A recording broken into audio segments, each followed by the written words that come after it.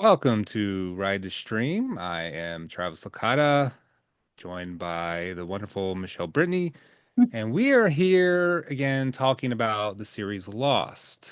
The series is currently available on Netflix, and we are talking about episode 13 of season one called Hearts and Minds, which originally aired January 12th, 2005. So, again, we're about 20 years off of when this series originally aired. For those who are coming back to us, thank you for watching.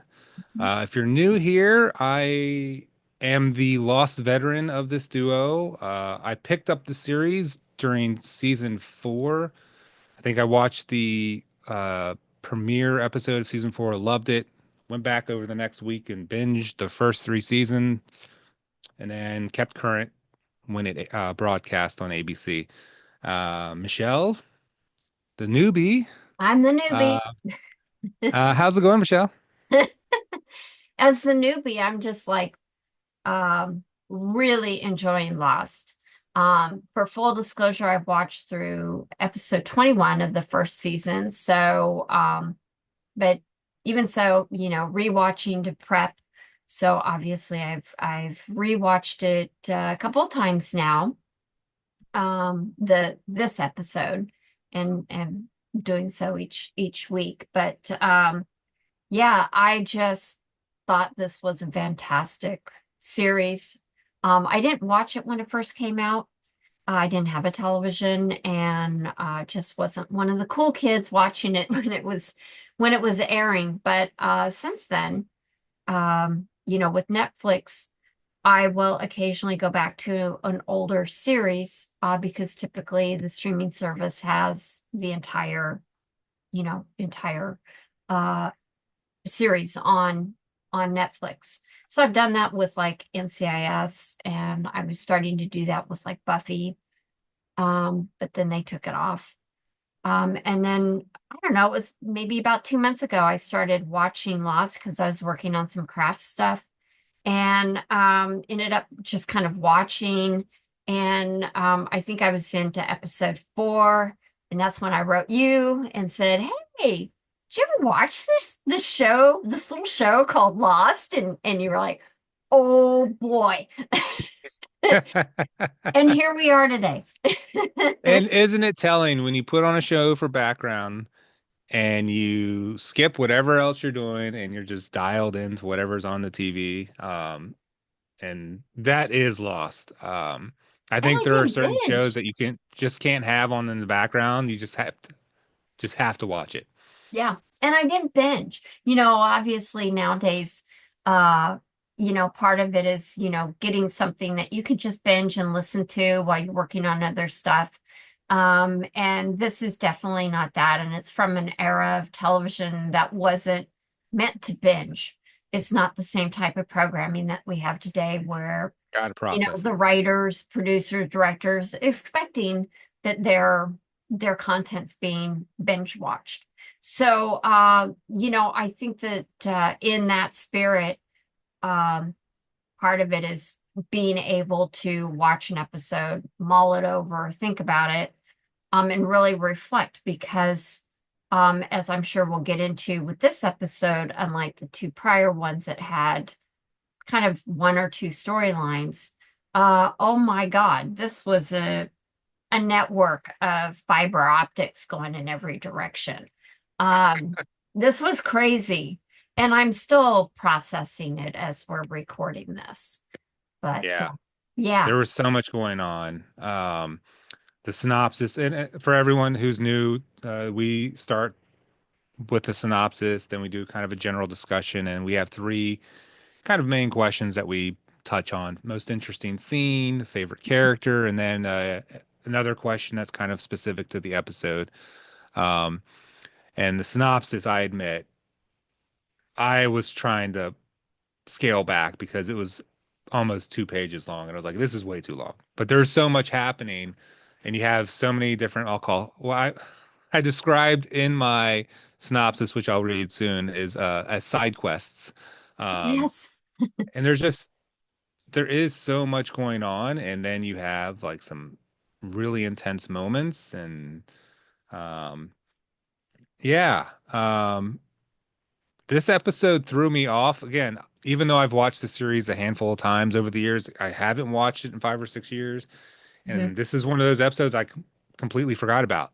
So when it hits me, I'm like, oh my gosh, like what the hell, Locke? Like it just I get thrown off by what I see just because I don't have the built-in memory to remember every scene. And um so it was a fascinating watch. And I'm looking forward to getting your perspective. Yeah, definitely. I felt the same way. I mean, I just watched it for the first time a couple months ago. Um, and even I was like rewatching and I'm like, holy crap, I forgot about that. And, oh my gosh, if we were just talking last week about whether we could trust Kate, and now, all this happens this week with Locke. That I think before we go any further, I think you need to dive into your lengthy plot synopsis so people are up to speed. And I would say, if you are a newbie, please go watch and then come back and listen to us. So that way you can enjoy it like I did as a newbie.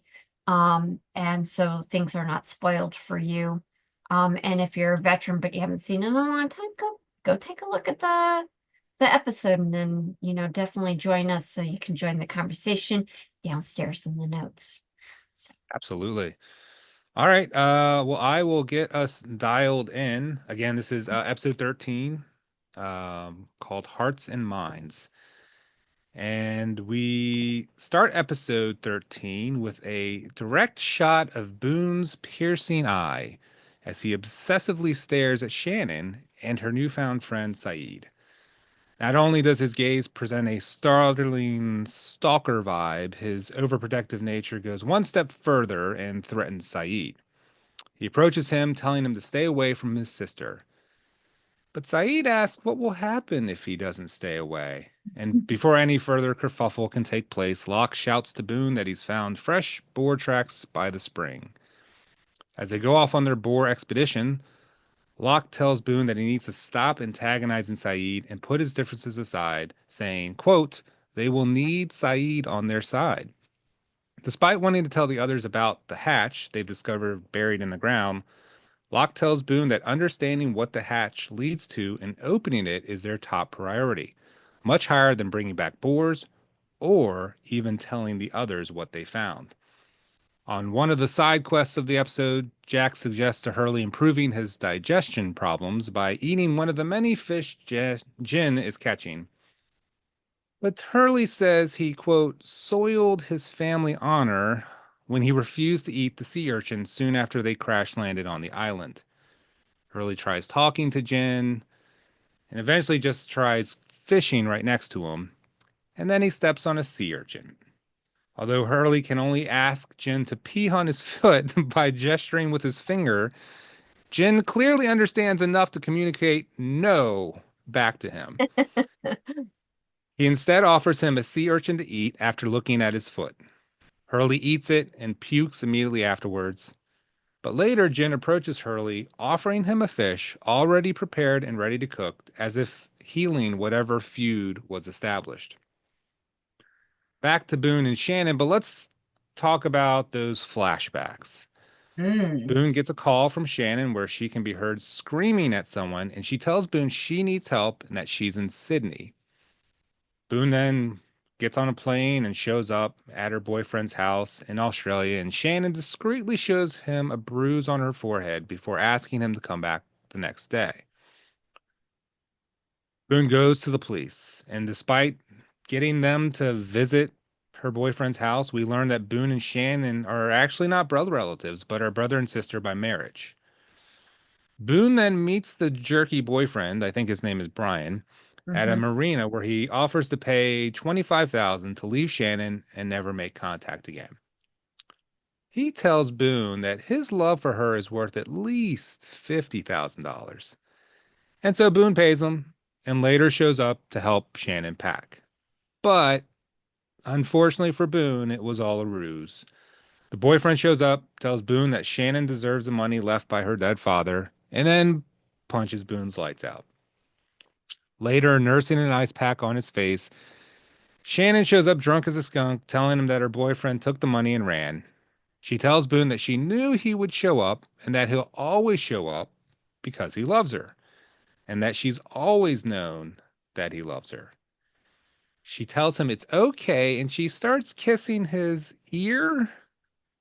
Oh, and the love connection happens. However, shortly thereafter, she tells Boone that things will just go back to the way things were. And back to present day, Boone insists to Locke that he has to tell Shannon because he doesn't want to lie and he just needs to get her off his back. When Locke agrees, he kind of then says, well, he has his own plans and knocks Boone on the head with the hilt of his knife. Mhm. This is the what the hell Locke moment. Yeah.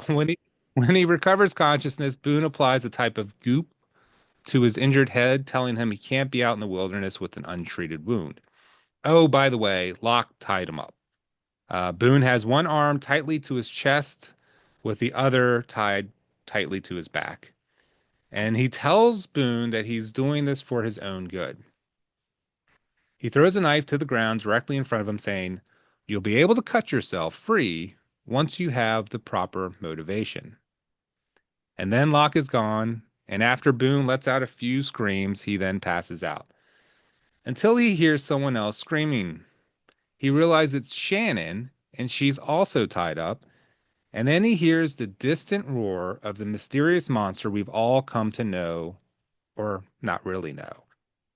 Terrified, Boone leans forward, stretching his arm, fighting through the pain of that struggle before finally reaching the knife. He cuts himself free before racing off to find Shannon. He finds her bound to a tree, cuts her free, and then they both race off through the jungle trying to outrun the monster.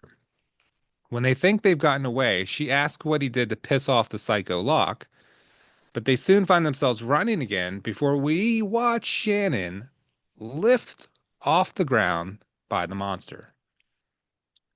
Boone eventually finds Shannon, bloody and disfigured with motionless eyes in a creek bed. As he walks back through the jungle covered in Shannon's blood, he makes it back to camp after nightfall. He finds Locke and attacks him with a knife. Boone tells him that he's killed his sister and that she died in my arms, to which Locke says, then why is there no blood on you? Then they both see Shannon talking in the distance to Saeed. Boone is in complete shock and he just says, she was dead. And Locke says, is that what it made you see? Boone realizes that Locke drugged him with that goop before Locke explains, I gave you an experience that I believe was vital to your survival on this island, and that experience was only as real as you made it. And Locke goes on to ask, how did you feel when she died? To which Boone replies, I felt relieved. In hearing that, John says, yes, time to let go. Follow me. And off they go into the jungle in the dark of night. So much was left out of that synopsis. I know. I was thinking, oh, And well, what about, yeah, what I mean, about? there's so many things that happened. But I just want to start with your take. When you watch this episode with so many things happening, like, and it's kind of like you're in this whirlwind because you're just like, whoa, I got to think about this and that, and what about that? How did you feel coming off of that episode on any of the watches? And was there anything that struck you the most with I this think, episode? yeah, when I first watched it, I think I constantly had a what the F on my lips through almost the entire episode. And then I really felt disoriented and kind of like taken aback watching the entire episode. Um, Locke took an 180-degree turn. And yet like Charlie said, no, I trust him implicitly. Even though prior to that he said, well, my first impression is that, he was completely off his rocker, a freak of nature, probably went postal because his mom didn't put a cookie in his lunchbox and things like that. But he says now, he saved me, and I trust him implicitly, that he will be the one to help them all survive. Um, I thought it was interesting on rewatches that I cannot recall, but as I was watching, I was listening to when he woke up, kind of watching. And I think on a second watch, I realized, wait a minute, her voice is echoing throughout the the jungle. I stopped and thought about how did Locke actually get her out there? Because I mean, it's easy how he did it to Boone, but it would have been a lot harder to get her into the. So then I was like, oh, the clues are kind of there, but when you're first watching it, you're going through the initial shock and Yeah, your first for sure. impressions. And I found it a really interesting experiment of how quickly you can become disoriented and how things go past your eyes and how they look real, but they're not real. And I know that we've had discussions about that in previous weeks about the characters themselves and how they're portraying themselves, and then you find out something else about them, um, that then kind of rocks your world. Um, and I feel like in this episode, we were talking before we got to recording about just how chaotic and how many threads there were that were going on, which I think was meant to disorient the viewer so that you kind of took it all at face value when you're watching it Yeah. so that there'd be a lot to discuss after. Um, and of course, we have to think about when an episode aired back in 2005, you weren't going to get to see it again until, it reran during the summer or it came out on, you know, DVD then. I think DVD's out by then. Yeah. But that would have been a while before you'd be able to go back and kind of, sit there and analyze it, or if you recorded it while it was playing, whatever. But um, yeah, I just remember feeling a lot of like, what the F through it because I just couldn't believe what was happening. I was, like, how can they now kill off Shannon? We're still missing Claire. I'm like, this island's not good to women. Um, Yeah. you know, three Yeah. female deaths to one guy death, the marshal. And then of course the unknown people that were killed on impact, but not really, Oh, I forgot about the because pilot too. oh yes, the pilot. I Okay, forgot all two about guys. Yeah. All right, two guys, three women. Okay, we're almost balanced. But Fortunately, it's not the case. Like, yeah. Yeah, um, fortunately, that's not really the case. It was a hallucinogenic type of stuff that Locke was putting together. We find out a bit more about him, which kind of helps to understand why he's so knowledgeable. And it was with the statement that he told Saeed that he was a Weebelo. I never heard of a Weebelo either. yeah. I was right there with Sid. Well, what's a Weebelo? He And asked it so genuinely, like so innocently, like, what's a weebelo? Like yes, yes. I that interaction was so fun to watch. Um, and Locke kind of admits, like, because he sneaks up on him, he's like, I'm sneakier than I let on. So, Yeah, and he said, well, you know, he tells Saeed, well, I was not a popular boy, and I Yeah. think that goes a bit to explaining why he's a wealth of knowledge. Like, I mean, he even pulls out of his pocket this story about Michelangelo and his relationship with his father and how, he sat for 4 months just looking at a piece of marble. And then it was 4 years later that you had the statue of David. I did try to look that up to find out if that was actually true. I can't ascertain if that was true. But I was very curious about what what's really known. But that said, I did read, this is Wikipedia, so take it with a grain of salt. But they said that Michelangelo was one of the first artists back in the 16th century that had like three biographies written about him during his lifetime, and like he had a lot of diaries and things like that. So a lot is known about Michelangelo. So, it could be that that is factual information. I just don't know. Not in the time that I was looking to see if it was or not. But um, yeah, it gives, I think, a lot more context to Locke and why he is as he is. Um, Yeah. so yeah. Yeah, and I something I think is interesting about this episode is like in previous episodes, I thought it was easy to be like, oh, I think there's one scene in particular that really stood out to me. This episode I thought had quite a few scenes that were just compelling or fun to watch or, felt really authentic. Like we got to understand a little bit more about characters just through like these brief windows. Um, and some of the things that I didn't bring up with the synopsis,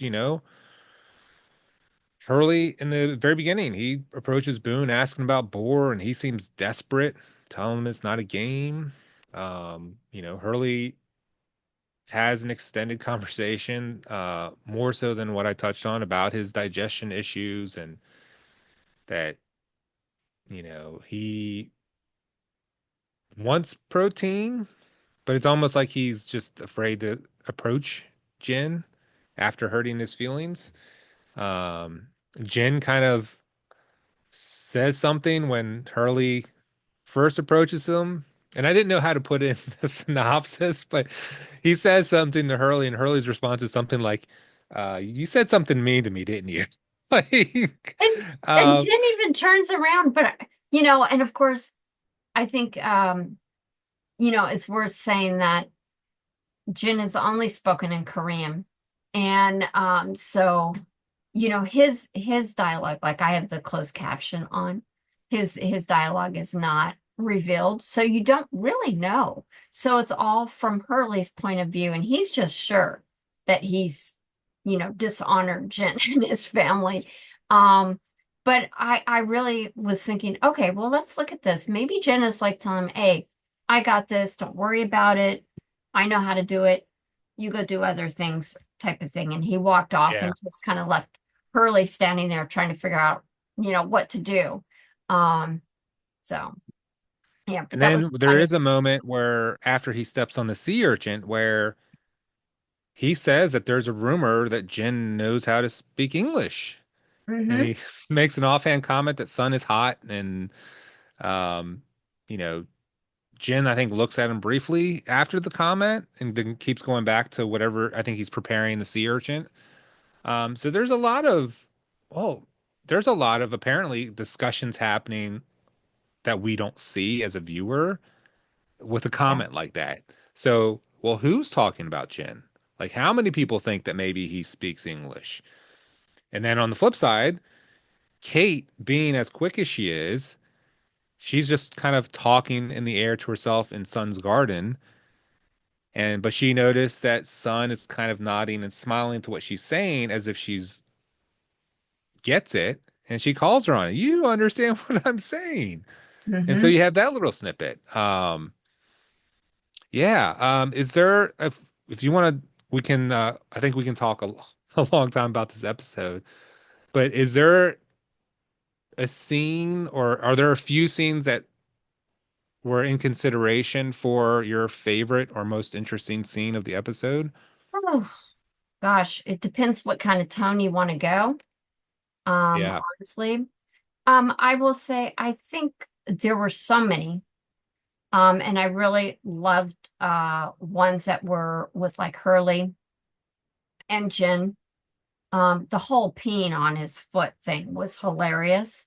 So I will say that was up for contention because I did go back and look because uh, if you didn't know, Friends had a similar type of situation, but it was a jellyfish sting. But apparently Joey had seen a documentary that said if you pee on the area, that was supposed to help alleviate the pain. And Monica steps on a jellyfish. Um, Joey's like, well, just pee on your own foot, and she can't do that. Joey can't rise to the occasion, and so it falls to Chandler. And it's all part of the kind of storyline of, because Chandler was trying to start dating Monica. So it's, they share this very special moment. But that was from 1997. So somebody hooked that into their back pocket to bring out later, 8 years later. But Yeah. I figured that's what Hurley was probably referring to because that was a pretty standout scene from Friends.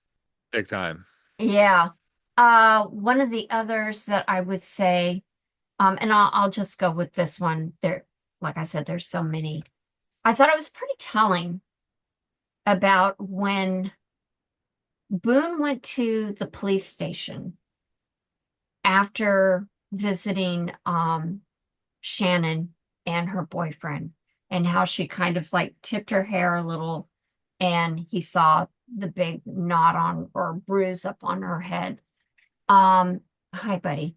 Um, that he wanted the police to get involved, and at least go and talk to the guy because he's, physical proof for Boone was seeing that, but the Yeah. cops hadn't seen it. And I thought it was very sad that the cops couldn't do anything because so often when police can't um, become involved, it's because well, that leads down the road to something more catastrophic to happen. And now, I hear a lot more about like, wellness checks. And I don't know if Australia had wellness checks back then or not, but maybe they could have done a wellness check, on her. But the cop was just totally like, wasn't even paying attention. For all of you that, watch the episode, we get He didn't even a remember quick, Shannon's name. Yeah. yeah, you can't remember Shannon's name, but he gets sidetracked because who else is in the police station? Sawyer. Sawyer. Sawyer yelling about that he gave the bottle back, and that nobody wants to listen to his side of the story. And I think he's echoed that before in other episodes prior to this one. But yeah, the cop just said, hey, we're not dating cops, or dating police. That's not what we're here for. And he's like, we need physical evidence or we need a complaint from the woman, Yeah. Shannon. So, and I'm just like, there have been so many times when, you know, justice hands are tied, not just blind at times, but also tied. And I was just like, thankfully, nothing bad, terrible happened. But how many times does something terrible happen? And I love true crime stories. I watch a Same. lot of programs on it. And so often it's a woman that, has reached out for help and hasn't gotten it, and then they end up dead. Yeah. So that scene really struck a chord for me just because, obviously I'm a woman and I think, it it's, you know, bad stuff. So that struck out for me. Many others, but I'll just say those two. How about you? Okay. Let me go to my list. I think I had a couple I'll reference to. So the one that I will say is close close to the top. I'll say the Locke and Saeed interaction, Mhm. um, where he talks about being a Weebelo and Saeed asks, you know, what did he do? And he just said mainly, collect badges, I think bird watch. Mhm. And Learn the about nature. Mhm. right. And the admission when he says that he wasn't the most popular kid and seeing that impact on Saeed's face, because he's like kind of, he's having a good chat with his friend John. And you can see Saeed realize that's a big deal for someone to say that and feel that. And he kind of drops his head down, I guess. Um, and I just thought that was very revealing for Locke's character, especially for someone who, you know, had such a drastic shift with knocking Boone on the head in the same episode. Um, but the one scene I think I will go with is when it's a connected scene. It's towards the end when um Hurley congratulates Michael on finding his own luggage. Mhm. And Michael is like looking at a box, but he's just watching Walt throw the ball for Vincent, and he's got a big smile on his face. And that's like I think is that the only scene Michael and Walt are in this episode, possibly? I It's think a, that so. and it's a brief moment, and then right after, as Jen is saying, "Oh, that's so great," getting to find your own luggage, you can use your own toothbrush. And as he's talking, Jen approaches him and hands him a fish. And Hurley's stunned and he finally accepts the fish and he's like, "Oh my gosh, you've already cleaned and gutted it. It's ready." And he just says, "Thank you." And Jen walks away. And I think that scene tells so much about many of the characters. We see Michael appreciating being a father and just watching his son. We see Hurley like just recognizing a small win as finding your own luggage. I think in their Yeah. circumstance is a big deal. And then seeing Jin have this similar moment, like after they crash and he was trying to serve different people, and Hurley initially turned him down, but he got Claire to eat. Um, and so it kind of amplifies what we've have or haven't seen from Jin at this point, which really hasn't been that much. Besides the flashback episode where him and son have had a tumultuous relationship. Um, so seeing that and kind of, I think whether there was really a soiling of his family's honor or not, I think that makes Hurley believe that they're okay. Because who knows? Jen might have thought they were okay the whole time. Like, That's what I'm kind of um, thinking is that he probably didn't have an issue with Hurley ever. It's just Hurley not that language barrier and yeah, making interpretations based on what you know from pop culture, which I think is, part of the thing with the whole pee on my foot routine is that what you see on television is not necessarily real. It's not, you can't use that in practical applications. And I think that's really kind of a meta when you're looking at Lost as well as a show and what they're doing. So, yeah. I mean, like you mentioned, starting off the episode, like this threads or weaving these different layers of stories in one episode, and you're just kind of like trying spinning your head trying to follow everything. But they put in these moments that it's hard not to kind of like fall in love with these characters. Like this is, I know, the 13th episode, so you've had some time with them, but it's still only the first season. Um, and there's all of these moments that make you, man, I really like that about this character. Oh, I really hate that about this character. Um, and we only see Sawyer in the flashback in this episode, so he doesn't get much time. And then that brings up the questions of, did Boone remember seeing him in the, I was for him to wondering like, that too, whether he actually recognized him or not. And I mean, it, there's no recognition on screen for us.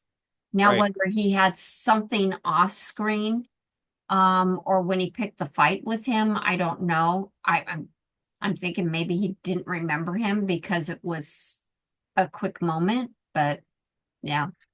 Yeah, so even getting like a little I guess we call Easter egg moment, Hmm. it still doesn't like fully identify an answer on, oh, is there a connection there? Do they know each other? Have they talked about it? Or is it just a happenstance? Oh, I saw some dude in the police and they don't connect when he sees them later. So, Yeah. um, yeah, I think that's what makes Lost so interesting and an episode like this so interesting because we've talked about all these side stories, and we haven't even focused in on the nuts and bolts of Boone and Locke and Shannon. Wow. Like, um, I'm curious to know, did you have a severe reaction when Locke knocks Boone on the head? I kind of was wondering, I kind of felt like something was going to happen because he kind of just let Boone talk, and he responds to him fair enough. Um, because you can see where Locke is going, kind of in his direction of asking, because Boone has gotten kind of like singularly focused on stuff without like looking at the bigger picture. Yeah. Um, and I think that that's what Locke was trying to explain to him is that, well, if you tell her and she's got interest in Saeed, you think they're not going to talk. And obviously, we get the subtle nod that Hurley's heard that maybe Jin understands English. Of course, he got it, it's like telephone. Maybe it started Yeah. out that it was Sun, but now everybody thinks it's Jin. Um, so I thought it was odd how Locke was responding. And then, of course, I always get suspect when somebody goes ahead of another person. And yet Yeah. that's kind of like, okay, you're vulnerable to what's behind you. And I I always thought it was kind of an odd pairing, Locke and Boone, in a way, but at the same time, I could kind of see it because Boone has shown that he wants to take the lead, but he's really good at following. And that started the prior week when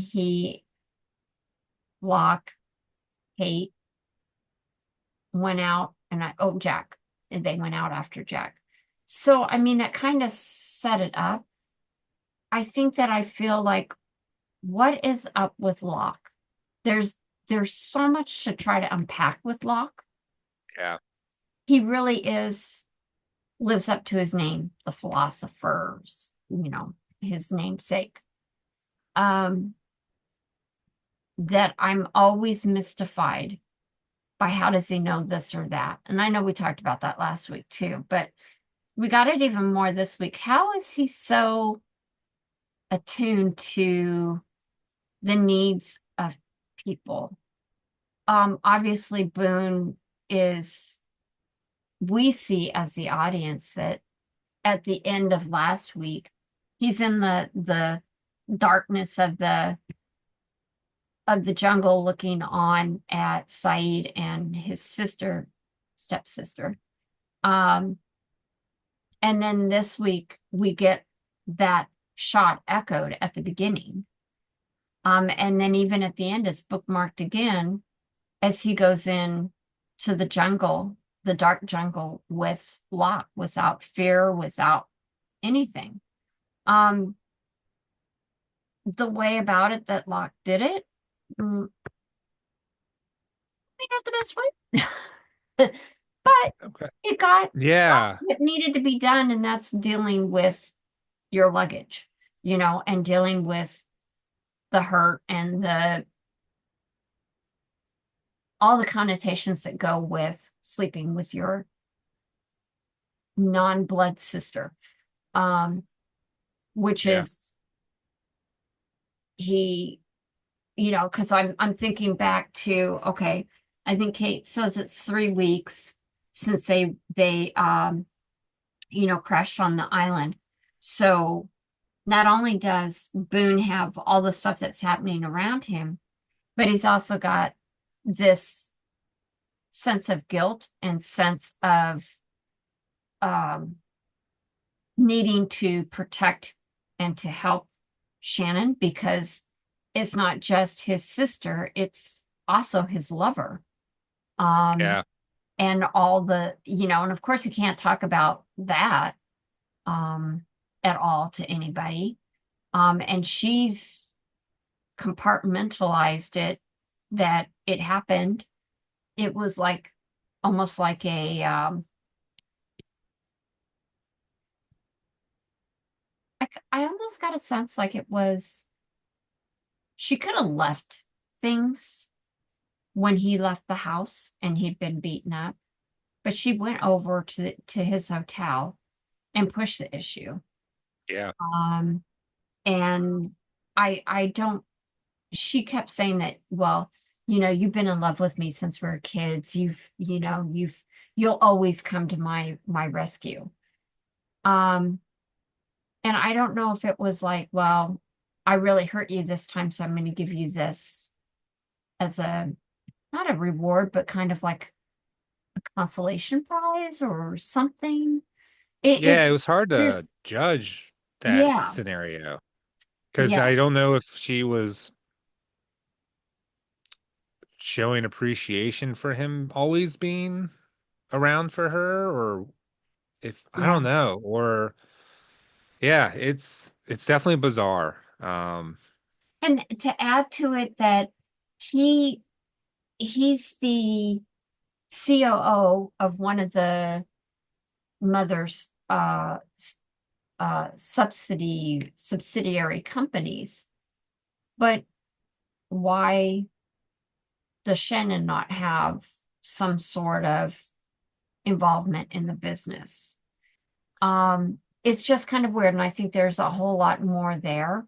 That's just my interpretation. Everybody's gonna have a different one, so don't hate us in the comments or don't hate me in the comments. Oh, I mean, It's just yeah, kind of like trying to understand something when you truly don't have all the answers. So you're trying to make sense of what you've been given. And the other thing is this is Boone's perspective. We don't really know how Shannon responded. So it's really based on Boone's perspective. It sort of seems like she was trying to keep him engaged in her life as, someone that's going to come and save her, yeah, and continue to do so, to continue that pattern. Um, yeah, it's a hard one to read, to understand, and whether that's actually the appropriate reading. yeah. They both seem to have these, you know, they both have the ability to want to help on the island, but they also seem to have this um definite love-hate thing going on where they like to bash each other. Mm, Um and when Locke tells him when he's tied up, he's trying to help him let go.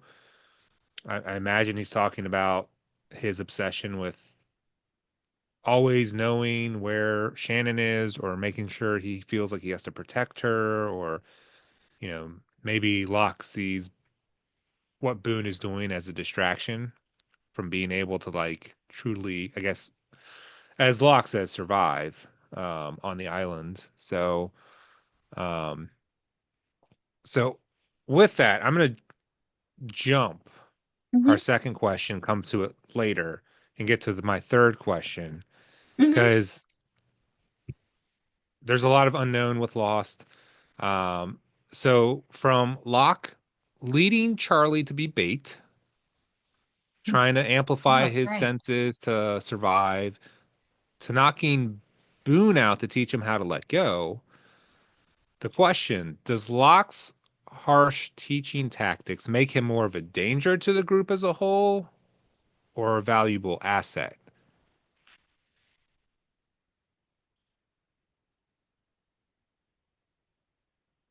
I think his the reason is right, method is wrong.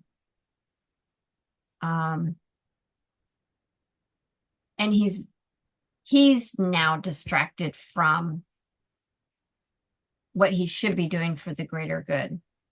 He's become too fixated on a hatch that he can't open, and it's a puzzle to him. Um, Now, is it true that the boar have left the area? Don't know. Did they I leave mean, the Kate kind of area? sniffed out. Hmm. Kate was questioning whether or not, are there no boar, or is it lightening up and he just doesn't want to be the blame for not bringing enough back? Yeah, because he's the hunter of the group, and he's on more than one occasion said, "Let me do what I'm good at while you do what you're good at." Yep. But now he's like trying to figure out how to get into that hatch thing. Um, yeah, I think he's kind of dangerous. I mean, if he's got the whole interest at heart for the whole community and doing like his hunting or going out there and fishing with Jun so they have a lot of fish. Because I mean that was the other thing that kind of bothered me is that, Boone is conveying to Locke what he's hearing. They're all concerned about food. And he's just so off-putting. Locke is to say there's fruit and there's fish. Okay, there's one guy doing all the fishing Yeah. for 46 people or 45, however many people there are. That's a lot of fish every day. That's all he does every day is Yeah. fish. Um, that's a lot. And we've seen Kate going out and picking fruit. And she even said that she's got to pick further afield because they're eating out the jungle in their kind of immediate area. So Yeah. I think food still really is a big issue. And I think that Locke has just kind of minimalized and said, I'm not going to worry about that. Other people can worry about that. I'm focused in on this because this is priority. I think he thinks maybe Clara's down there. Maybe that's why he's trying to get it open. Yeah. Um, but I think ultimately, until we know more, I think he's pretty dangerous. I mean, I think he's good at protecting people when that's in his interests. But I think you could say that about any character on the island, honestly. So is he so much more dangerous than somebody else? I don't know. Maybe not. This week he's kind of dangerous. So it could be somebody else next week. Yeah. I remember when we talked a couple weeks ago when they were, it was Locke and Jack racing through the jungle trying to find Claire Hmm. and Charlie and all the interactions that he had and the realization that he was, you know, not as important as Jack. Like he should be the one that's vulnerable, not Jack. And Hmm. you know the you you go do your thing, let me do my thing. And I remember we talked when we talked, I was like, that was the moment where Locke became like, I think my favorite character at that moment. And then this episode, which is just 2 episodes later, I remember watching the scene where he hits Boone on the head, thinking, "Oh no, that Yeah. that's my favorite character doing that." Like what? So that came back to me, uh, and just realizing that's not good. Like that can't be the approach. Like the Charlie thing was dirty. Like hey, that was a dirty move. He could have gotten hurt. This was he literally hurt Boone and tied him up. Um, and every fiber of my being is just like there's something wrong either with Locke or it gives me the feeling that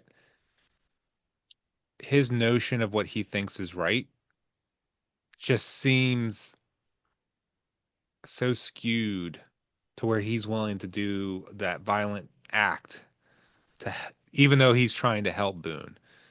So I just remember being really thrown off, and I'm still thrown off when I see it because it's just like you don't do that. Yeah. Like, um, so I I'm still again I'm still I love that we're doing it week by week, like where we watch it, digest it, talk about it, because like you said earlier, it really serves well to watch it and not binge it. Like when I binge seasons 1 through 3, I was doing a few episodes at a time, Hmm. and then I would take a break. Um, but I can't imagine like going through 1 or 2 seasons in 2 days. And like, I really like trying to marinate on it and decipher the meaning behind it, the what's motivating the characters. Yeah. Um, and this episode, you see so many different aspects from different characters, which brings us back to our second question as our most interesting or favorite character of the episode. Do you lean one way or the other, or do you have a few towards the top? It's hard. I kind of feel it. Well, I'll say up towards the top would be Locke, Boone, and Saeed probably. Even though he had less time, there was a lot brought out from him. I also think Hurley's up in there, just because we find out that he's got this concern about Jun that we didn't know about. Now we do. But that's now not at a crisis level anymore. Um, yeah, Locke is very problematic. And I struggle. I would say he's probably the most interesting, because he is problematic. He's also in talking about is what he's doing right or wrong. We also have that sub story that you weren't able to include in your synopsis, and that is the fact that um, Saeed's trying to figure out what is north.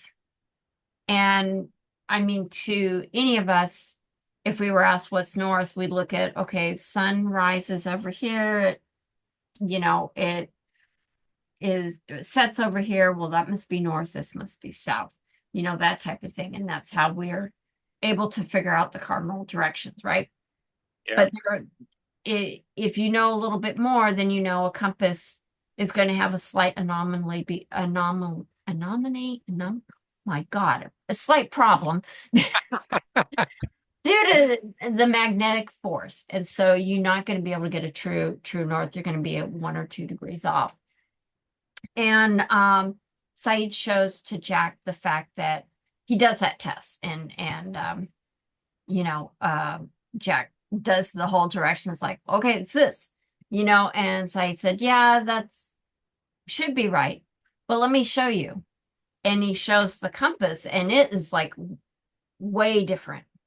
Yeah. And I think that again kind of skews the interpretation, the mediation of the characters of what is this island is very mysterious. We get a little bit more, we still don't see what it is, but we do get to see from the monster's perspective looking down, chasing after Shannon, and it's huge. Yeah. We don't know if it's flying, walking, charging, we don't know. Um, because they didn't say anything about big footsteps. So maybe it flies. I don't know. But um, it just goes to show that what we think is real is not necessarily the reality that are we know or are familiar with. So I thought that was actually really interesting. So if you apply that kind of thought to Locke, you know, is he right? Is he wrong? What does he know? Because we still have to think about he saw something. What did he see? That Yeah. now he seems to be so in tune with the island to the point he doesn't need the compass anymore. And Right. Saeed says, um, Locke's compass is wrong. Is it? So I'm curious how that's going to go because, as we've talked before, nothing in the stories is a minor thing. They all fit together in some way, and they're going to be teased out at some point. So I'll be curious about that. I feel like they're in a sort of like a I don't know, I almost like an alternate reality now. I don't know. It's just weird if the compass is slightly off. I mean, I think we had that with King Kong, like the original, and then I think Mm, Peter Jackson's version where they talk about the instruments becoming haywire and stuff like that. So okay. I'm kind of like, wonder if there's like, they went through some sort of weird field that messes up um, the instruments so that you can't get appropriate reading, but you should still get your direction should still be correct, even if Yeah. even if the compass is wrong. So it'll be interesting how that becomes further developed in the storyline, I think. But, I think we're going to find out more about Locke um, because he is such a fascinating character and he he had the most to gain from being on that island. He could walk again.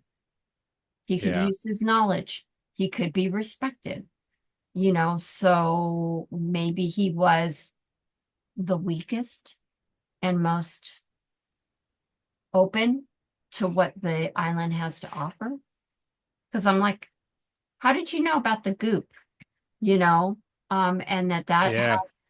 hallucinogenic properties that if you mixed it with all this stuff and then applied it, I mean, because I can only think of like LSD, peyote, and a few other things. And I think you usually don't you think you ingest all that or you smoke it, I guess. But um, and so I am kind of curious about what it was that he used that seemed to work. He seemed to be surprised it worked. So it must be something that he maybe hasn't used before and was hoping it would, you know, have the effect that he was hoping it would with Boone. And the way he asked Boone, like he phrased it, is that what it made you see? Yeah, it, yeah, Yeah. Yeah, I going back to that the compass, and I agree. I think and I'll touch on a couple that are like second and third most interesting, but I agree Locke is the most interesting for this episode. Um with Saeed, so what's interesting about this episode is that other people are now questioning Locke's like I guess threat level. um and so with Saeed, when he first talks to Jack about the compass, he phrases it as a defective compass that Locke gave him, which almost made me think that he's insinuating that Locke, for some reason, would have tampered with it. Even though I don't know if that's what he meant, because he Yeah. then says he saw Locke east, if that really was east. So he's Hmm. also questioning, do I know what direction? So it's almost like there's this uncertainty about Locke and the island. And then Kate questioning Locke about, is he really being honest about the boars? And so Jack asks Charlie about it before finally going to talk to Locke.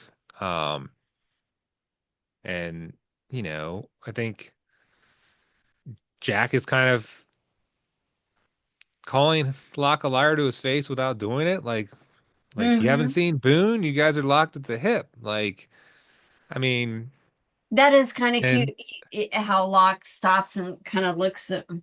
yeah, No, no Boone here. yeah, and I mean, that's how I take it.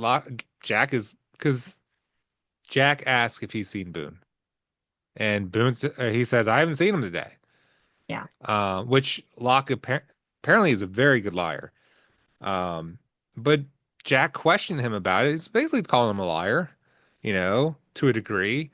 yeah, Um, and I think it's just interesting that seeing others question Locke and maybe his motives, um, kind of highlights, I don't know if it highlights maybe the importance of Locke to everyone else, but as a viewer, it kind of amplifies his importance.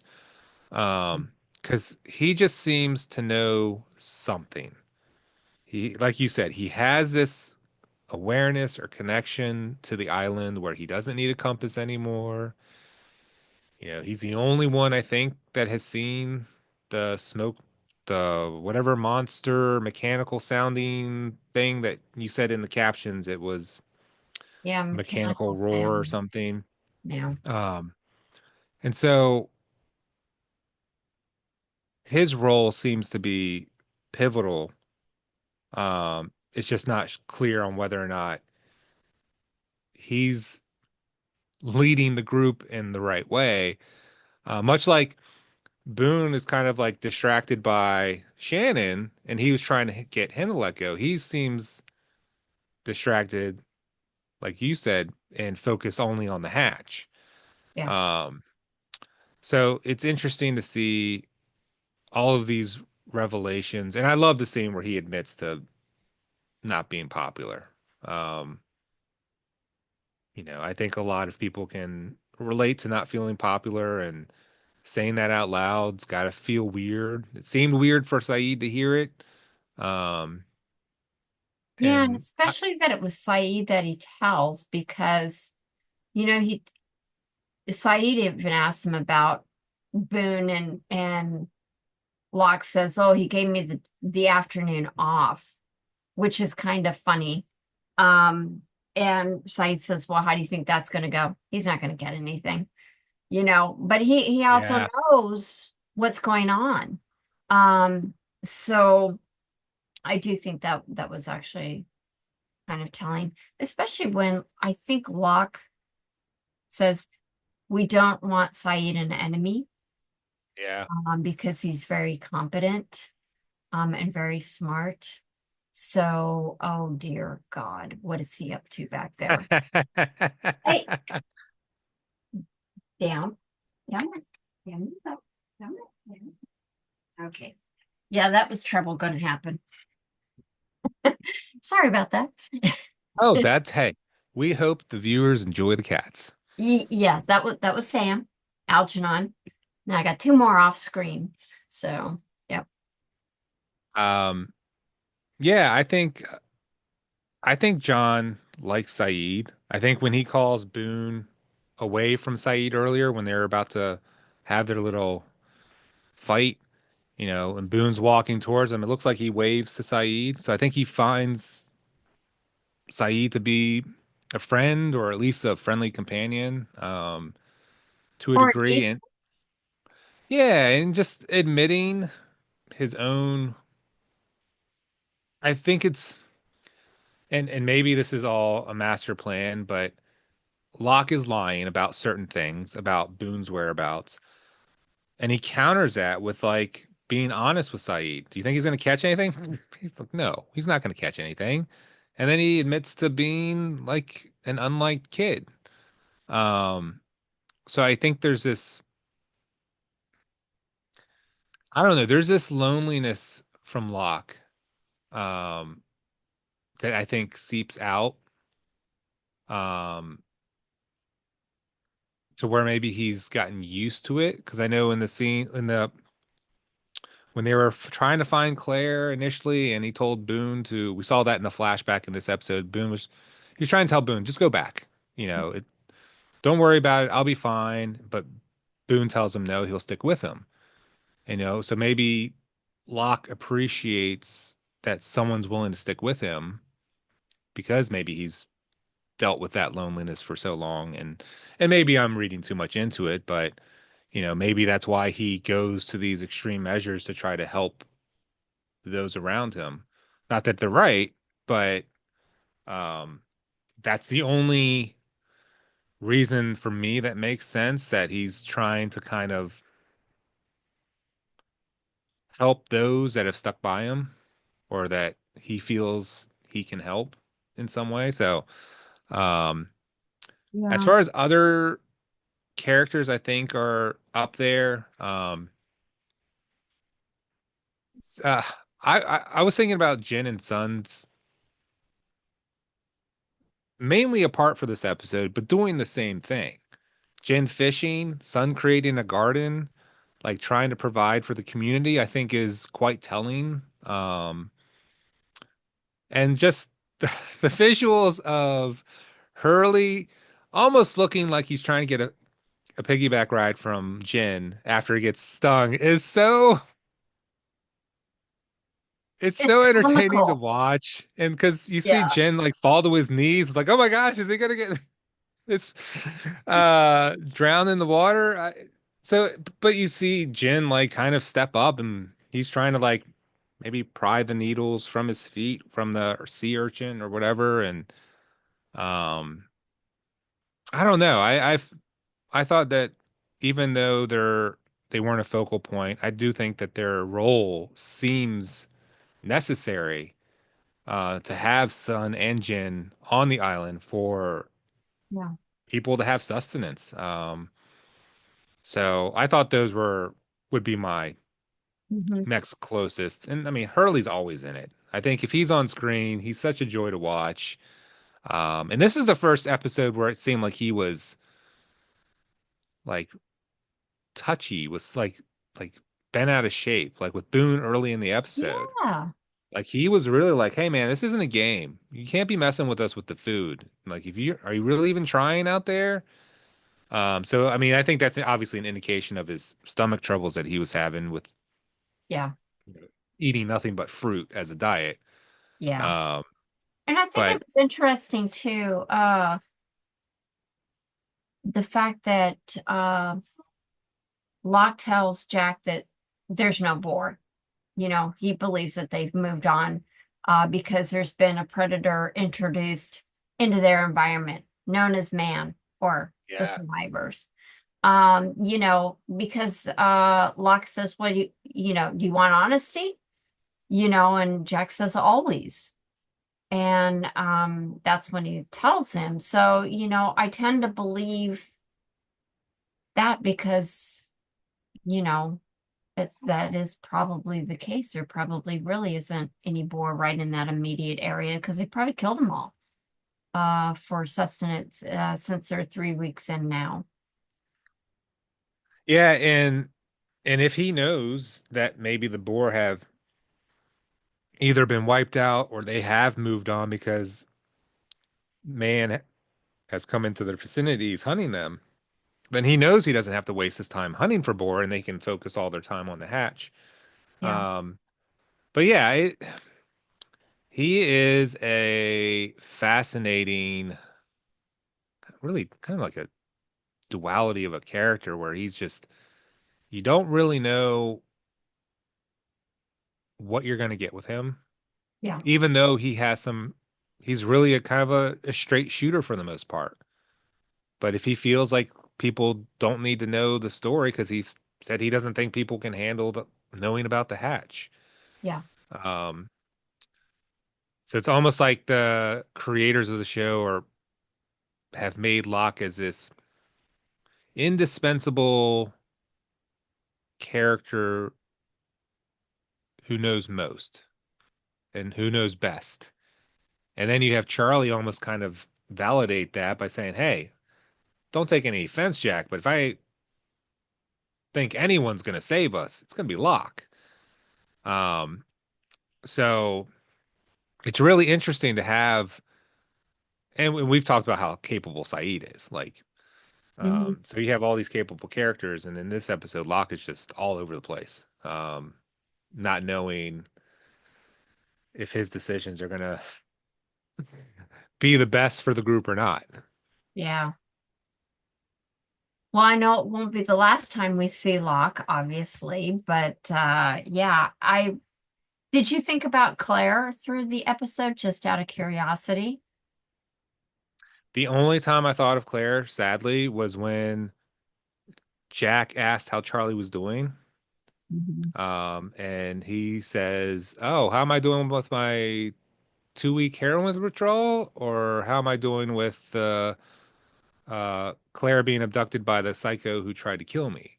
Yeah. Um, and Jack tries to break the ice by saying, "Well, I gave you the aspirin for the withdrawal."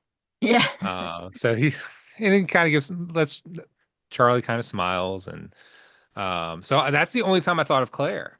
So again, I was really surprised last week, like how there didn't seem to be a visual account of people searching for her.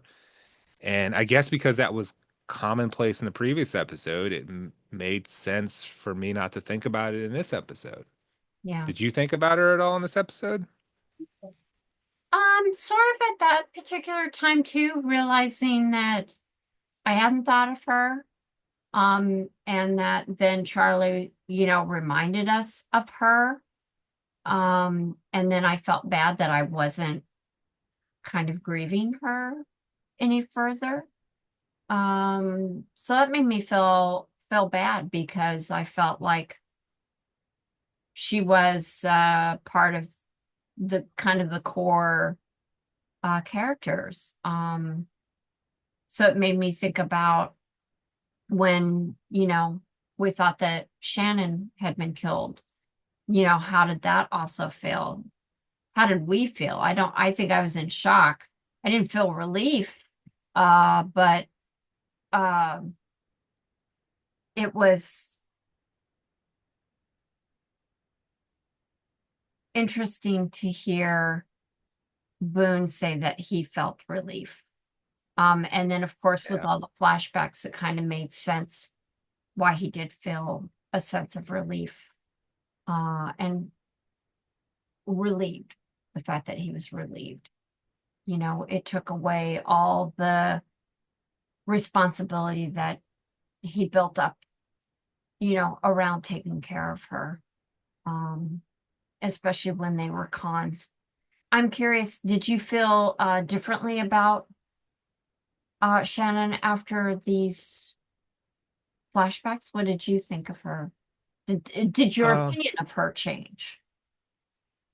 I think that them, you know, hooking up was it's still surprising. And I don't, it's hard to like understand anyone's motivations in circumstances like that. So I don't feel differently by it. I think I felt that they both have some issues where together they don't seem like a healthy relationship. Like Yeah, they they bicker or talk really badly to each other. I mean, there have been signs where they are concerned for each other, with her asthma attacks or when Boone got beat up, but It just seems like a really toxic relationship. Um, and her, you know, going to his hotel room, them sleeping together, it just I don't know how to feel about that really. Yeah. It's a lot. Yeah, but him saying that he was relieved, that's again, there are a lot of sad revelations on this show because that's a doozy to just, Yeah. someone that you're supposedly in love with, um, but glad that you don't have to worry about, I guess, maybe feeling the way you do anymore. Knowing that there's nothing there, I guess, because like as she said, that one scene where we're just gonna go back to the way it was. Um, so yeah, so I don't think I felt differently about Shannon, or Boone. I think it just kind of highlights the not the best parts. Yeah. He's trying to help her, but he's also trying to like control aspects of her life to a degree too. Well, she's trying to use the feelings he has to get money. So Yeah. there's bad parts on both sides. So I'm interested to see in the next episode how he then responds if because I don't remember how he responds to Saeed after because in this episode he's a jerk to Saeed like hey stay away from her and Saeed's kind of just like really like Yeah, I that don't think scene I'm was worried great. about you. Yeah. Yeah. I So yeah, I think it gave a little more context to why they have such a tumultuous family relationship, and that it's pretty complex beyond just being brother and sister, and the fact that on top of it, they're not blood brother sister, and something happened when the dad died. She's not happy. You know, he's got these feelings towards her, whatever they are. If it's really love or not, don't know.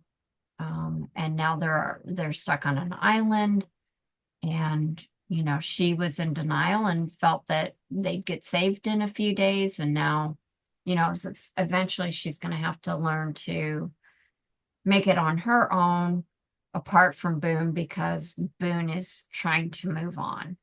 yeah, I did think it was really telling when in the hotel room, and she says, well, we'll just go back the way we were. And he doesn't even look at her, and he's just kind of whispers, you know who do you think that you're going to be able to say how things are going to go? And I don't think that that necessarily meant that he was going to be dictating it either, but that you know she didn't have the last say, yeah. about things. So yeah. Well, for this episode, were there any other points that we haven't talked about that you want Oh to man, get to before we wrap up? let me just kind of scroll through the notes. While you're doing that, I do appreciate that they, over the last couple episodes, this episode included, they still showed Saeed limping from his leg They injury. did. Yep. I like that they're still showing, like, hey, it's not just a magical, oh, he's fine. He's Mm-hmm. still dealing with it, which is, I think, realistic. And I appreciate that they add those little touches. Yeah. Yeah, I think they did with Sawyer too. The fact that he still has the arm injury and stuff like that, and was still getting medication. Is It's the little things that can add up to big things. And if you don't get the little things right, then the big things, stand out. Yeah. Um, two things that I would say is that when Boone tries to save Shannon when they're running away from the monster the first time. He goes into a tight grove of trees, and I thought that was a real nice echo to Kate doing the same thing in the first couple of episodes. I Yeah. liked how that echoed, a similar solution. She obviously, I think she also counted to like 10 so that she could get kind of calm herself down. There was another reference to, oh, I know what it was. The compass thing that Saeed tries first. It was kind of funny. NCIS, I told you I watched NCIS. They did a similar episode. I think it was Gibbs was doing something like that, and then I think it was McGee that gave him something that, he always has on him because he's a Boy Scout or was a Boy Scout or something like that. So I thought, oh, I've seen that little trick before. Yeah. So one of them did it in like, I don't know, like season 12 or 13 or something like that. Okay. So I was like, oh, I recognize that. I think that's it for me. You, anything else? Um, I know when you touched on when Jack was talking to Locke about Locke saying that they Boar were leaving the valley because of a new predator, and Locke or Jack responds, "You mean us?" And Locke says like something like humans, and he quote the most dangerous apex predator of all, or the most dangerous predator of all. I just found that fascinating way to describe not having boar in the vicinity. Um, it almost implies the inherent danger of just a group of people being together, of Mhm. what could possibly happen down the road. So I thought that was interesting too. But Yeah. I think everything else I've highlighted, we've touched on. So I will say to everyone that's watched, thank you for joining us. If you want to share your most interesting character or scene, whether or not you think a Locke is a threat or not, and you leave anything in the comments, please feel free to let us know.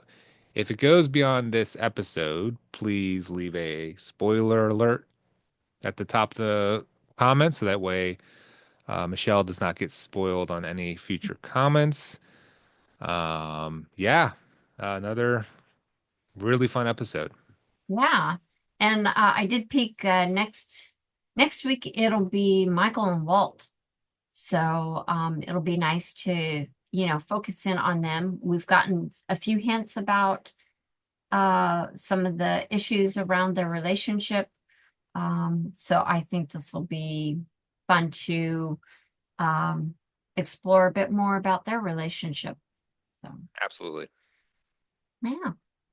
Well, thanks everyone for joining us, and definitely leave a comment. If you're not subscribed, definitely subscribe, hit your notification bell, all those wonderful little things that you do when you're over here on YouTube. And we will see you next week.